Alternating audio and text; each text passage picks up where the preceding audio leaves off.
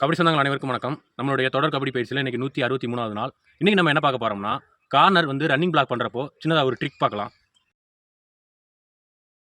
இப்போ நார்மலா கார்னர் வந்து ரன்னிங் பிளாக் பண்ண வர்றப்போ தனியா வந்தா ரைடர் என்ன செய்வாங்க, ஒண்ணு டக்குன்னு விலக்கி விட்டுருவாங்க. இல்லன்னா வந்து டக்குன்னு துக்கி அடிச்சிருவாங்க. எஸ்கேபிங் ஸ்கில்ல ஈஸியா யூஸ் பண்ணிட்டு ஓடிடுவாங்க. கார்னர் வந்து ஆல்ட்டோட ரன்னிங் பிளாக் பண்ண வரலாம். அப்படி பண்ண வர்றப்போ கொஞ்சம் டைமிங் வேரியேஷன் ஆயிரும். ரைடர் வந்து ஈஸியா வந்து எஸ்கேபிங் ஸ்கில்ல யூஸ் பண்ணிட்டு போயிருவாங்க. அப்போ இந்த ட்ரிக்கை யூஸ் பண்ணுங்க. அது என்ன ட்ரிக்னா, இப்போ ரைட் கார்னர் ரைட் கவரை கூப்பிட்டு ஓடி போய் ரன்னிங் பிளாக் பண்றது. அதே மாதிரி லெஃப்ட் கார்னர் லெஃப்ட் ஆர்ச்சை கூப்பிட்டு டக்குன்னு போய் பிளாக் பண்றது.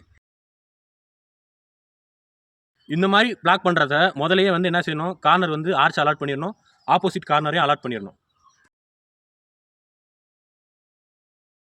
பிளாக் பண்றப்போ எவ்வளவு க்ளோஸா வந்து மறைக்கணுமோ மறைக்கணும்.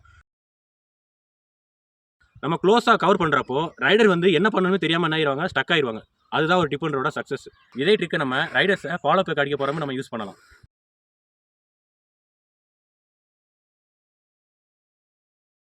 மேலும் இது போன்ற கபடி ஸ்கில் வீடியோ உங்களுக்கு வேணும்னா நம்ம சேனலை மறக்காம ஃபாலோ பண்ணிக்கங்க. உங்கள் அனைவருக்கும் வணக்கம்.